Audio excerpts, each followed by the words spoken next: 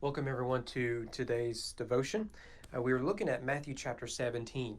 And in order to appreciate Matthew 17, we have to remember what it comes off the heels of.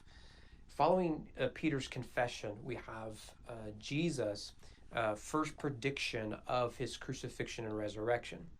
Right, and that bleeds into what we have here in chapter 17, because chapter 17 begins with one of the more unique and at times difficult to understand narratives in the four Gospels, and that, of course, is the transfiguration of Jesus. Just to appreciate what is going on here, we need to see that all three of the synoptic Gospels, Matthew, Mark, and Luke, they're called synoptics, means similar, in that their stories are very similar. They share a lot of the same stories, sometimes in the same order. Well, here we see the same narrative pattern in all three of those Gospels. First, we have the confession at Caesarea Philippi, followed by the first prediction of the death and resurrection of Jesus. Then that bleeds into the transfiguration narrative, followed immediately by the healing of the epileptic. Right, so all three of those gospels, John doesn't really include the transfiguration. All three of those gospels include the same pattern, and the order is important. And the reason it is important is because there's more going on here than just fascinating stories about Jesus. Remember that Jesus sees himself as a true and better Israel. So remember, if we were to go back to the early chapters of Matthew's gospel, remember how Matthew went out of his way to parallel the story of Jesus with the story of Israel. So we see Jesus dealing with a Pharaoh-like character who kills toddlers and babies, right? So Herod the Great, just like Pharaoh. We also see Jesus in Egypt, who has to come out of Egypt into the promised land, just like Israel did. We also saw Jesus passing through the waters of baptism to go immediately into the wilderness for 40 days. The Israelites pass through the waters of the Red Sea and go into the wilderness for 40 years. The temptations of Jesus there in the wilderness are the same temptation of the Israelites in the wilderness. That is why Jesus only quotes from the book of Deuteronomy, the last great sermon of Moses. All of that is climax of the Sermon on the Mount, right? That after that experience in wilderness, Jesus preaches on top of a mountain where he gives a new law, if you will. And so Moses does it while in the wilderness, goes to the top of the mountain, so on and so forth. So we see the parallels between the story of Israel and the story of Jesus, and the Transfiguration only continues those parallels. After all, we have here. Jesus at the top of the mountain where he meets Moses. That's not an accident. And then at the bottom of the mountain, at the foot of the mountain, is chaos. Okay, as we'll see. So and clearly, given the description we have here in Matthew, and you can add the other gospels as well. This event is connected to the Mount Sinai story in particular. Moses, you may recall, took three named companions with him to meet God. Jesus does that here. There on the mountain, at the top of the mountain, each of them had a vision of God's glory. A cloud covering the mountain. We'll see a cloud covering the mountain here. Whenever a cloud covers a mountain, it's a clear manifestation of God. We see that with the dedication of the temple and the tabernacle, that it comes down.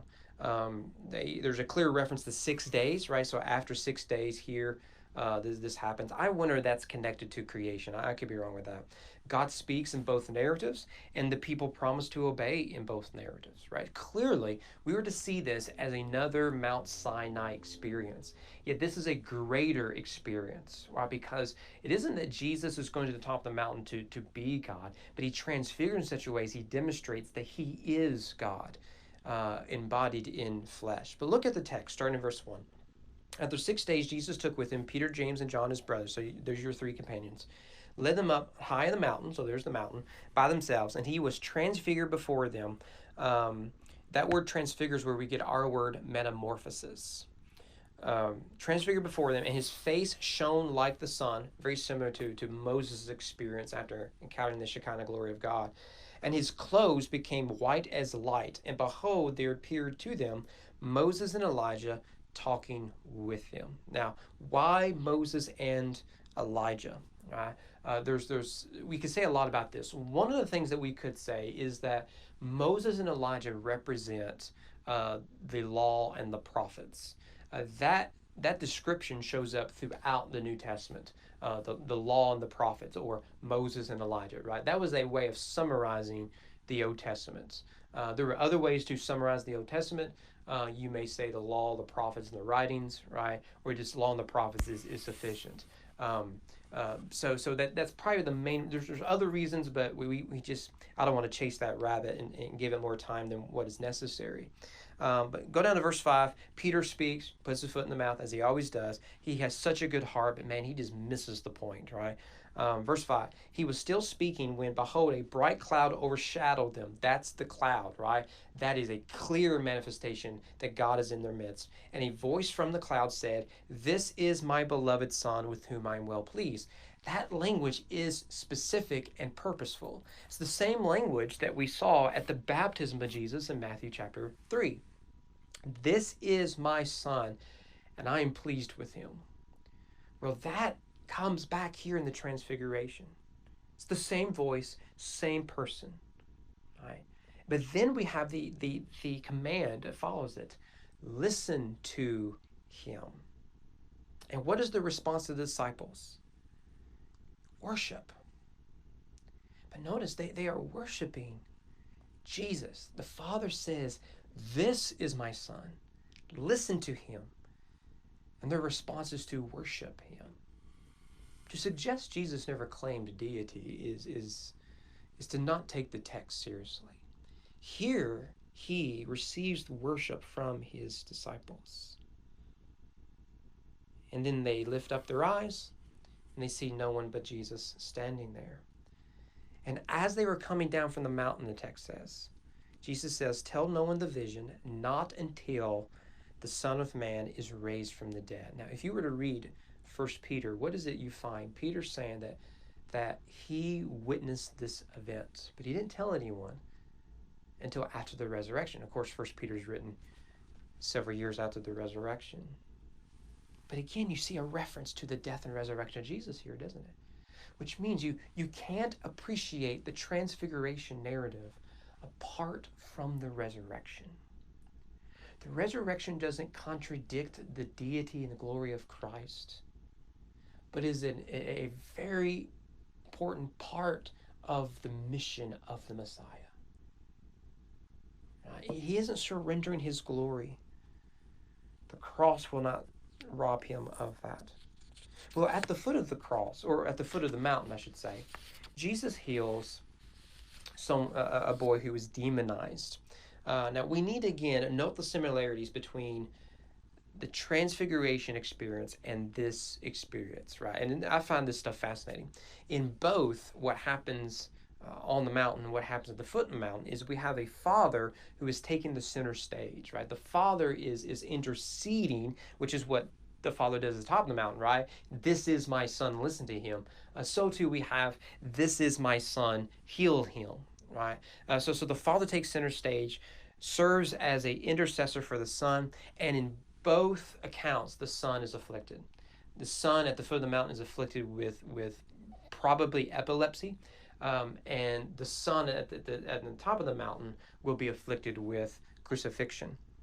Well, you see what it says there starting in verse 14. When they came to the crowd, a man came up to him, kneeling before him, and said, "Lord, have mercy on my son. He has seizures and he suffers terribly, for often he falls into the fire and often into the water." It reminds you again, the story of Sinai is glory at the top of the mountain, chaos at the foot of the mountain. At the foot of the mountain of Sinai is the worshiping of the golden calf. So here you have glory at the top of the mountain, chaos at the foot of the mountain. And so Jesus, "Oh faithless, twisted generation, how long am I going to put up with you," right? Jesus is as frustrated at the foot of the mountain as Moses was at the foot of the mountain. You know?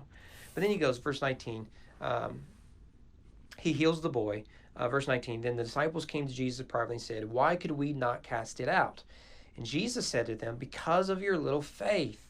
You see a pattern here in these last few chapters? Faith. Jesus really is king. And he's the glorified king we just saw in the Transfiguration. Now that will be made evidently clear globally after the resurrection. So in the transfiguration, Jesus is pulling back the proverbial curtain, if you will. This is who I really am, right? I'm in flesh and I will suffer, but suffer doesn't rob me of glory. Because of your little faith, for truly I say to you, if you have faith like a grain of mustard seed, you will say to this mountain, move from here to there, and it will move, and nothing will be impossible for you. Now, the point of Jesus' teaching here, remember, listen to him, is not that all it takes is a small ounce of faith and you can move mountains. I still remember whenever I was a little kid, I was too lazy to bend over and pick something up. So I thought, I'm going to take Jesus at his word. And I remember trying to do the, some sort of a Magneto sort of, thing. And I kept saying to myself, I believe, I believe, I believe. And the pencil or whatever it was on the ground wouldn't move, right? The point isn't that I now have supernatural power. The point is that may your faith be like that mustard seed. Let it be a growing faith. Small, yes, but let it be a growing faith. A lot of people read this passage and they say, I don't need a growing faith. I just need a little bit of faith. No. Let your faith grow. And let the struggles and sufferings of the present age, let it not rob you of faith. Let it draw you into greater growing faith. Right? Let your faith be a mustard seed, and nothing will be impossible for you. Nothing will stop you. God will do great things in and through you. And then notice again, Jesus foretells his death and resurrection. Verse 22, the Son of Man is about to be delivered into the hands of men. They will kill him. He will be raised on the third day, and they were greatly distressed. It's like they missed that part about the resurrection. Now, maybe they assume it's just a spiritual resurrection. But Jesus is promising, no, I will come back. My glory will be made known. So what are we to take from all of this, especially at the conclusion of chapter 16 on into chapter 17? For one, Christ is glorified because of his suffering. Only Christianity has a robust theology of suffering, and it is rooted in the foundation of the cross. Christ is glorified greatly because of his suffering. Suffering didn't rob him of glory. Suffering didn't mean that God had forsaken him, but no, suffering was part of the mission. The key part of his mission. Apart from his suffering, there wouldn't have been that glory. For in his suffering, he paid the price of sin and death and Satan himself. The glory that is Christ, risen from the dead. And may we not miss that very point. We also see Jesus here as a true and greater Moses, a true and greater Israel. But the question of this passage is, yes, Jesus is king, but what sort of king is he? He is Messiah, but what sort of Messiah is he? He is the sort of Messiah who suffers and yet is still glorified because he is raised from the dead. Look, if your understanding of Jesus misses the cross and the resurrection, your understanding of Jesus is a false Jesus. I'm begging you to embrace a historic, prophetic, and saving Jesus who suffered, who bled, and who died, yet was still risen from the dead. May you not be of little faith. May you be of growing faith. Faith like that mustard seed. See you guys here next week.